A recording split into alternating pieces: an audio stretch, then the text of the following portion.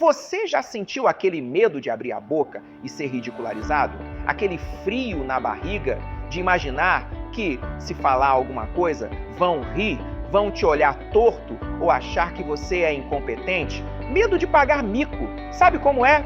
Pois então, esse é um dos medos mais comuns quando o assunto é falar em público.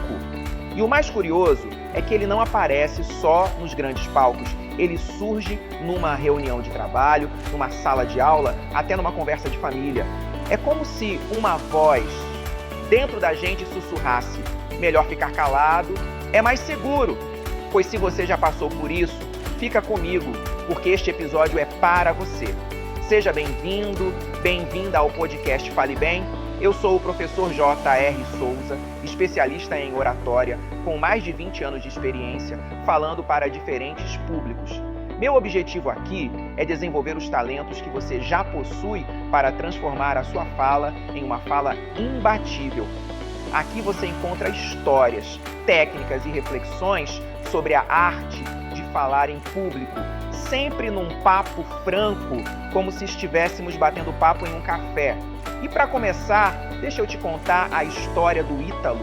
O Ítalo entrou na faculdade de Direito cheio de sonhos, mas logo começou a se sentir pequeno. Ele olhava para os colegas e pensava: eles são brilhantes, têm sempre uma resposta pronta, parecem nascer sabendo. Eu sou o patinho feio aqui, burro, deslocado, fora do lugar.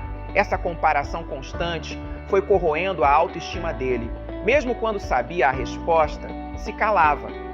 A voz interna repetia: se eu abrir a boca, vão rir, vão descobrir que eu não pertenço. Essa é a prisão silenciosa de muita gente, o medo de se expor. Até que um dia, rolando o feed, o Ítalo encontrou um vídeo. E nesse vídeo se dizia algo simples, mas libertador. Você não está sozinho. Mais pessoas do que você imagina sentem exatamente isso.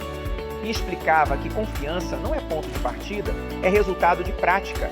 Para ele, foi como acender uma luz no fim do túnel. Ele percebeu que não era o único e que havia um caminho. E foi ali que começou a virada. Mas antes de continuar na trajetória do Ítalo, deixa eu abrir um parêntese importante. Por que sentimos tanto medo de falar em público? O medo tem um papel natural e até positivo. Ele existe para nos proteger. No passado, viver em grupo era questão de vida ou morte. Ser rejeitado pelo grupo podia significar perigo real. Por isso, nosso cérebro se programou para entender exposição ao julgamento dos outros como risco. É por isso que o corpo reage com sintomas físicos: coração acelerado, mãos suando, boca seca, pernas tremendo. Isso é biologia pura, a famosa resposta de luta ou fuga. O medo, em pequenas doses, é útil. Ele nos deixa em alerta, aumenta o foco, nos dá energia. É como um combustível que aquece o motor antes da largada. Mas quando o medo passa do ponto, ele deixa de ajudar e começa a me atrapalhar. Ele se transforma em freio, trava o corpo, sabota a mente. A diferença está no nível. Um pouco de medo é saudável, é sinal de que você leva aquilo a sério. Muito medo vira paralisia. O Ítalo entendeu isso. Em vez de tentar eliminar o medo, passou a usá-lo como sinal de importância. Se o coração acelera, é porque aquilo tem valor. E se tem valor, vale a pena enfrentar. Ele começou pequeno, falando em grupos reduzidos, treinando em casa, expondo-se aos poucos. Descobriu que não é o medo que some para a gente falar, é falando mesmo com medo que a confiança nasce. E aqui eu quero trazer a imagem do cisne. O cisne, quando levanta voo, impressiona. Ele não sai da água num salto mágico. Primeiro, precisa bater as asas contra a resistência, romper a inércia. Mas quando finalmente decola, é majestoso, belo, inspirador. Essa imagem é uma metáfora do nosso processo. Representa a capacidade de superar limites e alcançar novos patamares de realização pessoal e espiritual. O conto do patinho feio eternizou o cisne como símbolo de transformação. O desenvolvimento pessoal é exatamente isso. sair da autoimagem limitada e descobrir o potencial que sempre esteve ali. Ítalo descobriu que não era patinho feio. Ele sempre foi cisne, só não sabia. Com treino, prática e paciência, foi revelando o que já existia nele. Hoje, aquele rapaz inseguro é promotor público e, quando sobe à tribuna, fala com tanto brilhantismo que ninguém acredita que um dia ele foi um patinho feio.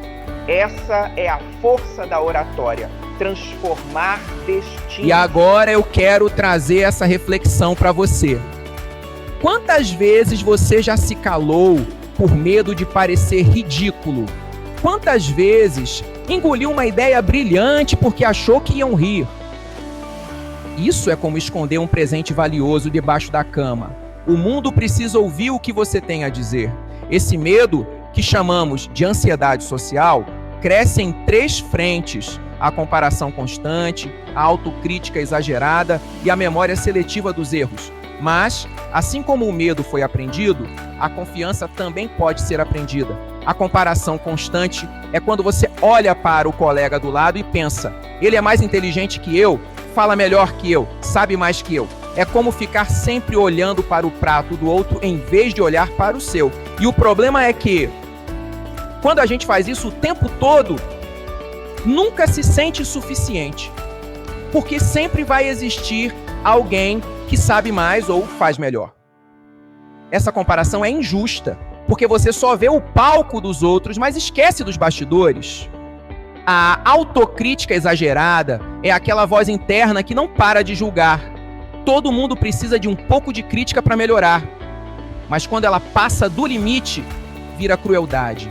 É quando você se trata pior do que trataria até um inimigo.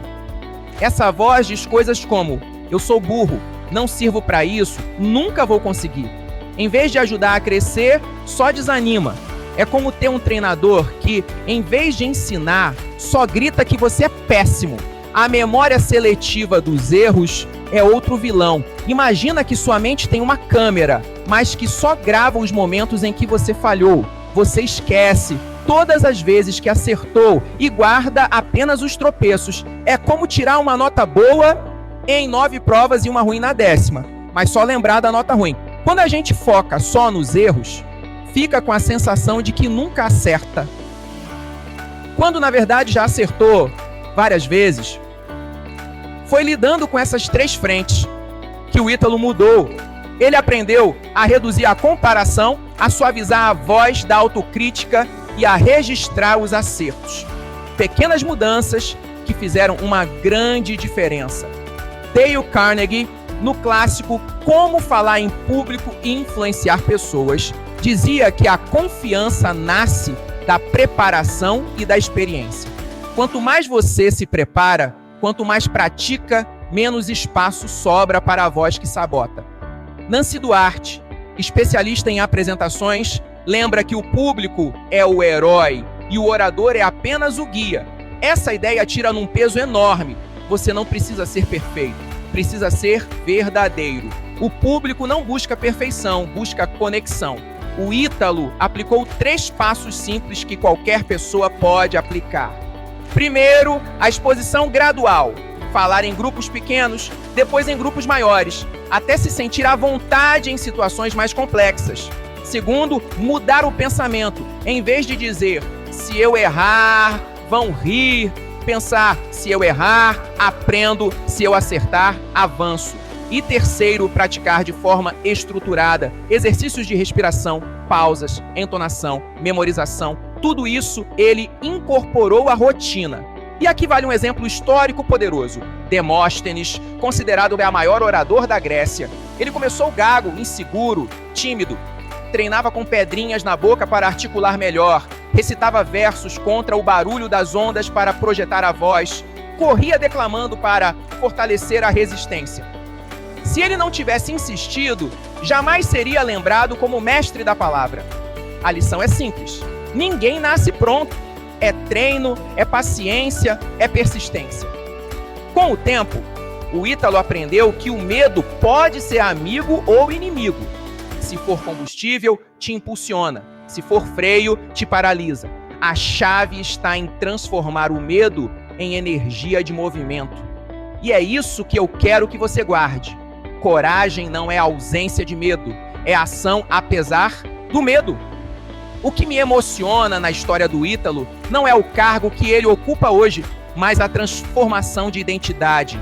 Ele descobriu que nunca foi patinho feio, era cisne o tempo todo. Só precisava acreditar, bater as asas e voar. E talvez você também esteja nesse momento, ainda se vendo como patinho feio, mas com um cisne dentro de si, pronto para levantar voo. Então deixa eu te convidar. Se essa história fez sentido, se você sente que está na hora de superar o medo de parecer incompetente e descobrir sua voz, conheça o meu e-book do medo de falar ao aplauso. Ele é um guia prático, cheio de exercícios, técnicas e reflexões que já ajudaram muitas pessoas a transformar insegurança em confiança e silêncio em aplauso. Adquira o e-book, comece a aplicar ainda hoje e descubra que dentro de você existe um cisne pronto para voar. E, antes de encerrar, eu quero pedir um favor. Se este episódio te ajudou, compartilhe com alguém que precisa ouvir essa mensagem. Pode ser um amigo, um colega, alguém que você sabe que trava na hora de falar. Quem sabe essa história não acende também uma luz no caminho dessa pessoa? Porque no fim, oratória não é apenas sobre falar em público, é sobre acreditar em si mesmo, na sua essência, na sua voz. E talvez o próximo voo de transformação seja o seu.